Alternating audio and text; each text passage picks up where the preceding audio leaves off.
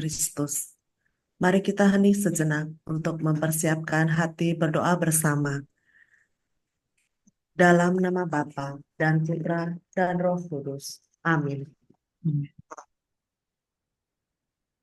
Dan Yesus, novena hari ke-6. Hari ini, bawalah kepadaku jiwa-jiwa yang lemah lembut dan rendah hati, serta jiwa anak-anak kecil, dan benamkanlah mereka dalam kerahimanku. Jiwa-jiwa ini paling menyerupai hatiku. Di saat aku menjalani sakratul maut yang pedih, mereka menguatkan aku. Aku melihat mereka sebagai malaikat di bumi yang akan berjaga di dekat semua altarku. Ke atas mereka, aku mencurahkan seluruh limpahan rahmat.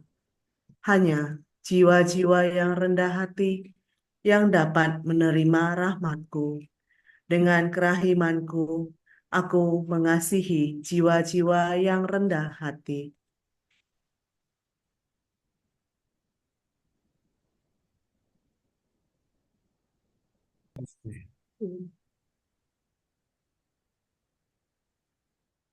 Saudara-saudara devosan yang terkasih, hari ini kita masuk kepada hari ke-6 dalam novena Pesta Kerahiman Ilahi.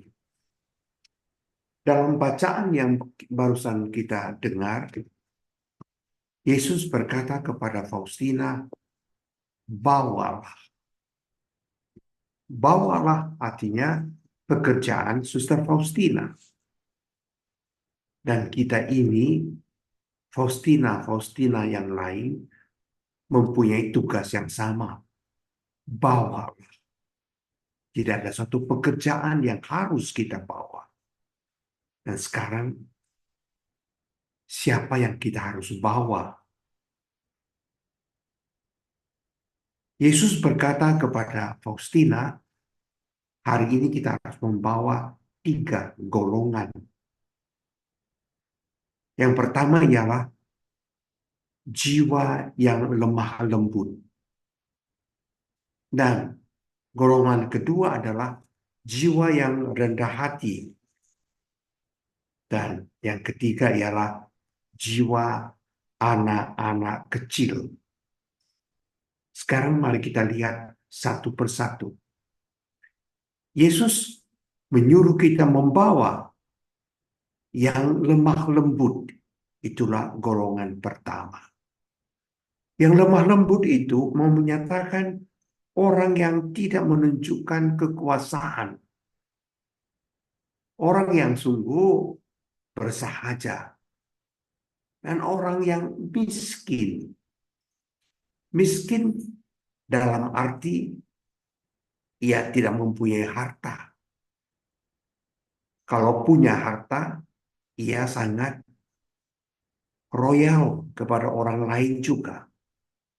Miskin dalam arti tidak mempunyai jabatan. Kalau dia punya jabatan pun, dia sangat mencintai orang-orang yang kecil. Miskin juga dalam arti tidak mempunyai kuasa. Kalau punya kuasa, ia selalu membela golongan-golongan yang kecil. Dan mari kita lihat bahwa orang yang lemah lembut itu, kalau daerahnya itu, daerah kekuasaannya itu diambil orang, ia tidak gampang naik darah.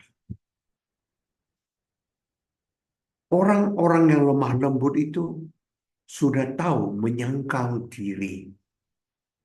Ia tidak menuntut kekuasaan, ia tidak memaksa orang, dan juga bukan gila hormat, tidak ribut-ribut tentang kekuasaan.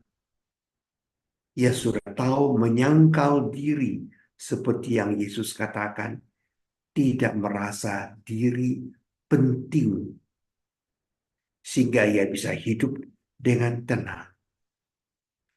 Dan yang kedua itu kita melihat bawalah orang yang rendah hati dan berjiwa anak kecil.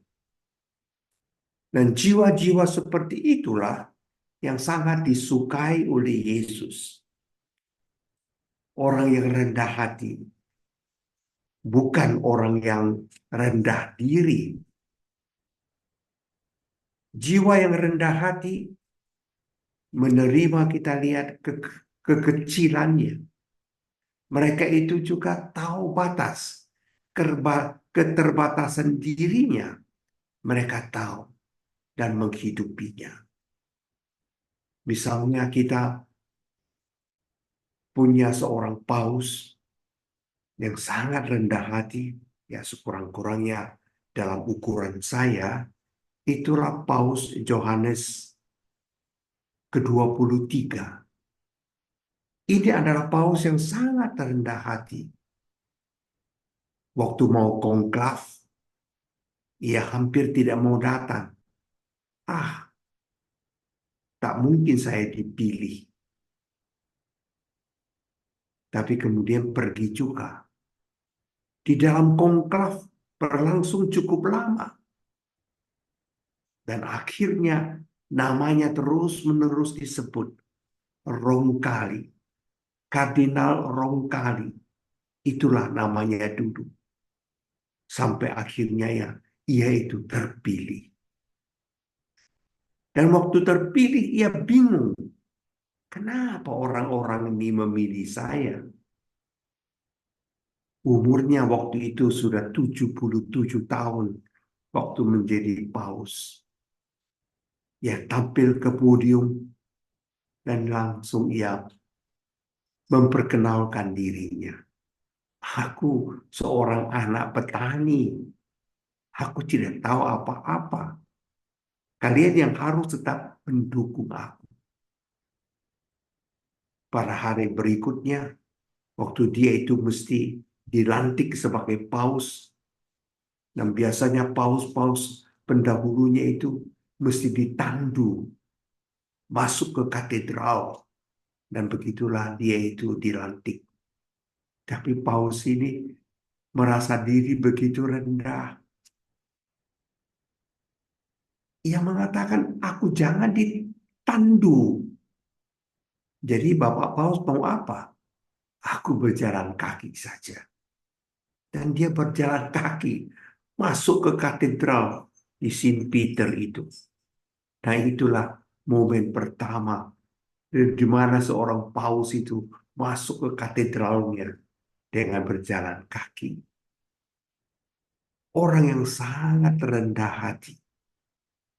Yang waktu dia itu bertakhta sebagai paus di Amerika, Presiden John F. Kennedy. Ia itu membawa istrinya mengunjungi paus. Paus tidak tahu bahasa Inggris. Dia hanya tahu bahasa Italia dan yang lain-lain. Waktu Kennedy dan istrinya mau datang, ya sibuk belajar bahasa Inggris. Ini, itu. Tetapi tiba hari hanya, Presiden datang bersama dengan istrinya. Bahasa Inggrisnya hilang semua dari otaknya. Begitu melihat istri Presiden, ya harus dia sebut itu First Lady kan. Dia lupa, langsung dia panggil namanya.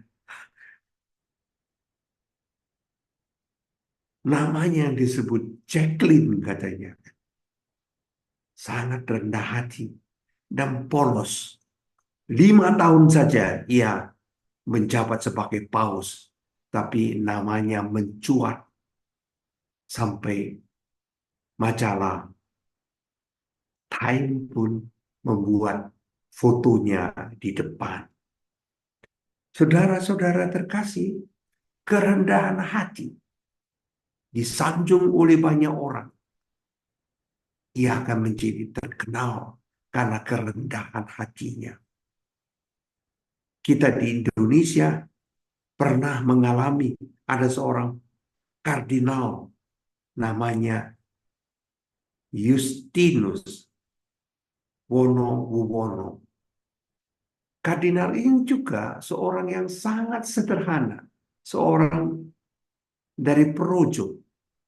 Satu kali rupanya dia itu sudah pensiun, dia pulang ke Jawa Tengah dan SIM SIM motornya sudah habis, lalu ia pergi sendiri untuk memperpanjang SIM-nya itu, berbaris bersama dengan banyak orang lain. Kepala polisi memperhatikan siapa orang tua itu.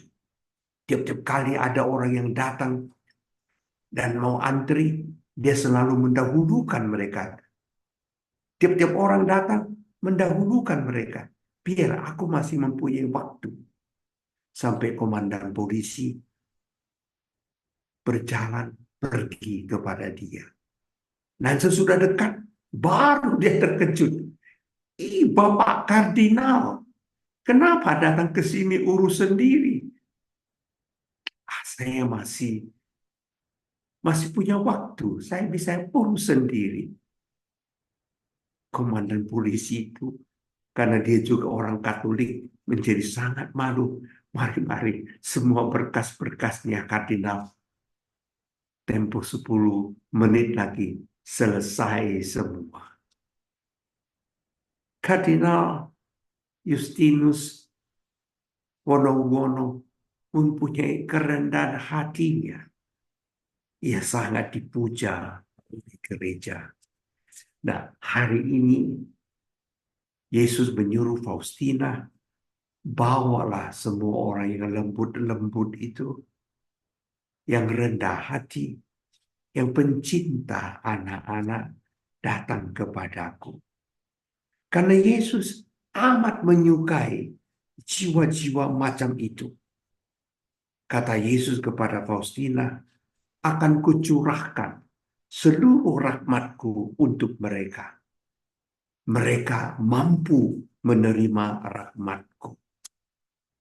Seperti Bunda Maria, begitu rendah hati, begitu taat kepada Tuhan. Tuhan memberikan segala-galanya. Air selalu mengalir ke tempat yang paling rendah. Demikianlah rahmat Tuhan selalu mengalir pada jiwa-jiwa yang rendah hati.